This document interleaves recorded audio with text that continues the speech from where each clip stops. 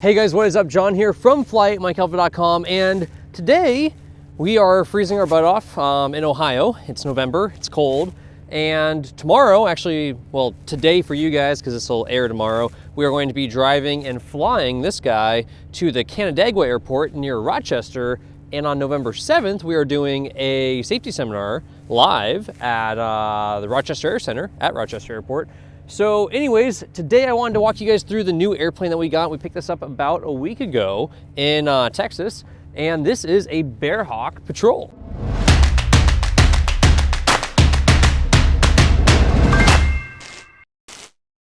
So we're still getting used to this airplane. It is pretty new to us. All I know right now is it has huge flaps and takes off real slow, lands real slow, and goes real fast in the air.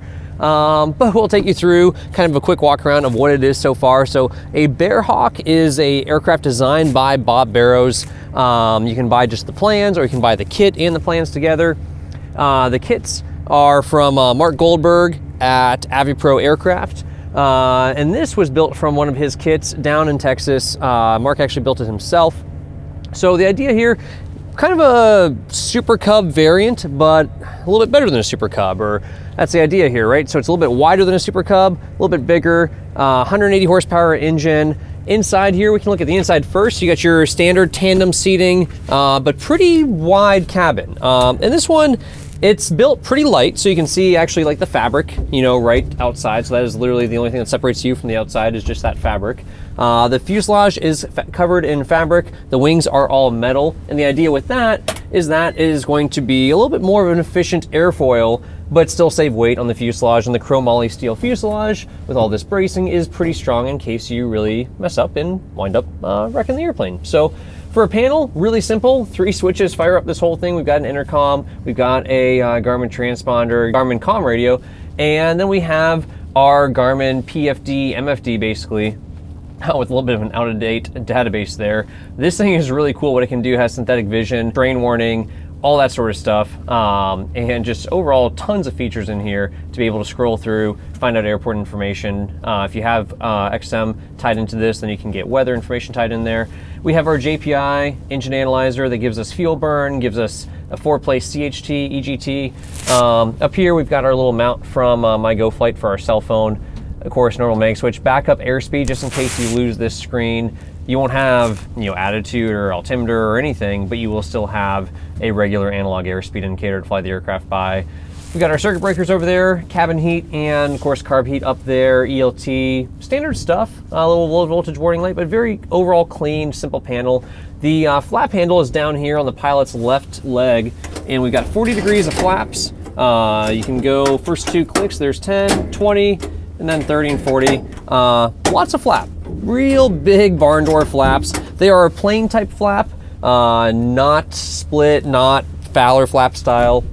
When talking to Bob about why they're not a Fowler flap style, which obviously would give you a little more lift, the airplane already flies really slow, and Fowler flaps are a little bit more complicated, and so for ease of building and simplicity's sake, they decided to go with just a plain flap, and it works pretty well. Fuel indicators up here, of course we have our fuel gauge on the JPI, and then we have our fuel indicator up here. Trim up here on the ceiling, kind of similar to a lot of Cub, Champ style aircraft. We've got other little things hanging up here like our iPad mount and our little Garmin InReach. That is our tracker, so you can track us live on the website. Plus, you know, if anything goes wrong, we have that little SOS button, which is super handy. Typical air vents, nice air vents actually, keep you nice and cool when you're flying and it's hot out. We'll turn all that off so we don't kill the battery. The windows and doors were built for Texas, so we're gonna be adding some weather stripping to it because it's cold when you're flying. Obviously it's not insulated, it's built to be lightweight, performs really well. Solo, we're seeing close to 2,000 feet a minute at sea level density altitude. You know, you put you know, any wind on the nose or even no wind, about 200 foot takeoff, any wind on the nose, you can count on. I was just doing about 110 feet, you know, for a takeoff roll with about 5-10 knots of wind on the nose. So it pops off the ground real quick, and that's using just 20 flaps from the get-go. It's not pulling in flaps, not really yanking it off the ground. Still really getting a feel for it as to how hard we can really push it. This one's built fairly simple. It's got rudders and stick in the back. It's got a throttle in the back. So you do have a throttle back here that's connected to your throttle up front. But up here you have your prop and your mixture. You don't have any of those controls from the back. Here's one of our little camera mounts. And yeah, so the backseat passenger can fly. It's got stick and rudder and throttle, but doesn't have proper mixture and no brakes for the backseat passenger. The backseat does remove, and it's a pretty wide backseat, so you can fit a ton of stuff in here. We had quite a bit of gear stuffed in there, and of course, Steph and I are short. This thing was built for a taller person, so we're using lots of cushions for whoever's flying, and even the backseat passenger, we're using a cushion. The door, pretty typical, just kind of folds in. You got a latch there, and then the top window can be opened in flight and then comes down and closes up just like that. Cool little plexi that they added there. Of course, it's a kit, right? It's a home-built airplane, so you can build this however you want with you know, all plexi or more plexi in the aircraft. I'd probably build it with more plexi. You got your little step to get in there. Goodyear 26-inch, pretty decent sized tires. Not an Alaskan bush wheel, but still pretty decent sized tires. There's not any sort of mods to the wing. It's a Riblett airfoil, and the idea is it's already really efficient. So there's not a slat, there's not a STOL cuff, there's nothing like that. We might put some VGs on it just to try that and experiment a little bit. We'll make some videos about that for you guys. But overall, you know, pretty standard airfoil, standard Riblett airfoil. Fuel's in the wings. We've got 55 gallons of fuel on board. Gives us at 9 gallons an hour if we're really pushing it. Gives us every bit of, you know, 5 hours of flying and then some reserve. If we throttle back, you can easily get it back into the 6.5, 7 gallon per hour range, still flying well over Cub speeds. 7 gallons per hour, you can assume about 115, 120 mile per hour pretty easily. 9 gallons per hour, we're seeing about 150, 155 miles per hour true airspeed. That's up at altitude, up at 10,000 feet or so, 8,000 to 11,000, where you really see the top end of the speed, especially with big tires. You can reliably count on 9 gallons an hour and 145 true if you're anywhere from the 2 to 6,000 range. Real reliably. Might be a little faster, but that's just kind of roughly what we were seeing on our trip up here from Florida. To give you guys an idea, that is your flap. That is 40 degrees of flap there. And then plenty of aileron authority. It flies really nice. It has plenty of responsiveness within the ailerons, but lots and lots of flap. Pretty plain wingtip. There are no lights on this airplane. We might change that just for the sake of visibility. We might add some lights to it, but this one was built pretty straightforward, pretty simple. No lights, but cool carbon fiber wingtips. They got the Bearhawk Patrol logo put in there. Other than that, we've got all our camera mounts and Velcro and sticky things on the airplane where we put our mounting plates for our cameras and our GoPros. Regular old kind of single strut wing strut. I believe it's actually the same wing strut that comes off a Cessna 180, just a little bit shorter. The gear is kind of an oleo type gear, so it's fabric fairing around this. We've got double puck, heavy duty brakes down there on the wheels, and then you have this oleo strut here that gives you your shock absorption. I think it's got about 4 inches or so, don't quote me on that, of travel. It makes it a little bit tippy because you'll notice the gear is a little bit narrower than normal. Great for landing on narrow runways. We landed on like a golf cart path with the 4-place Bearhawk on our trip out west. So that comes in handy being narrow, but it's narrower, so it's gonna be a little tippier. So crosswind, you definitely feel the airplane, you know, the wind getting under the wing a little bit more with 6-foot wide gear compared to like a Cessna 180 that has about 7.5 foot wide gear. Hartzell Carbon Trailblazer propeller, which is awesome. We'll try to do some videos specifically about propellers because we put an 83-inch Hartzell Carbon Trailblazer on our 170, and this is an 80-inch. Same engine as the 170, 180 horse, a Lycoming O-360 carbureted engine. But yeah, this propeller pulls really hard, super lightweight. It's pretty fun. We'll do some videos about the engine in a later video and the exhaust system we have on here. But anyways, similar stuff on this side, of course. 26-inch Goodyear tire, running about 16 pounds of pressure in them right now.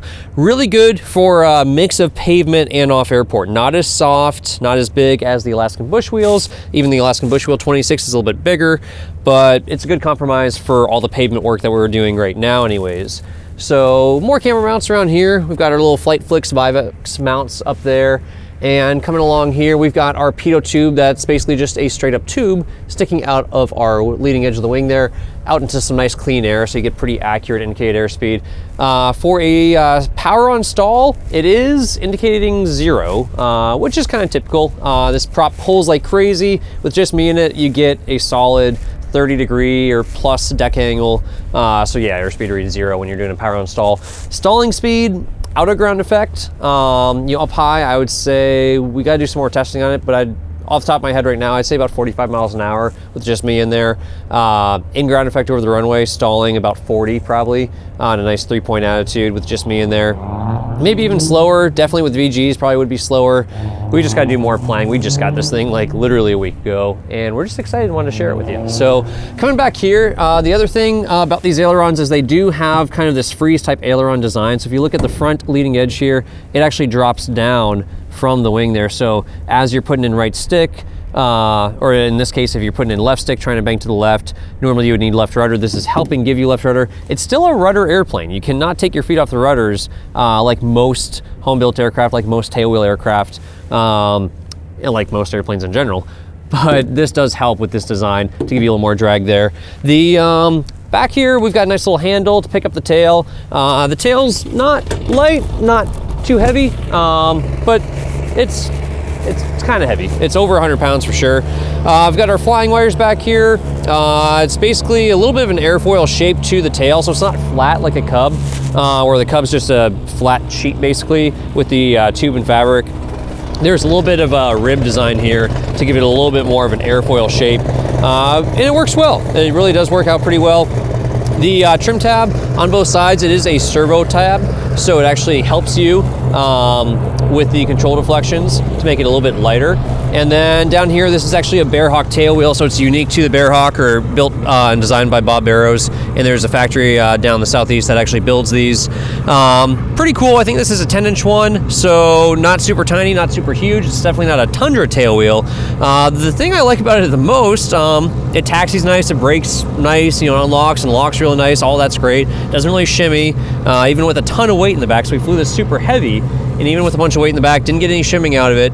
But the thing I like the most about it is having the chains tight like this with the springs kind of acts like a little bit of a gust lock for at least lighter winds anyways. And Foxtrot agrees.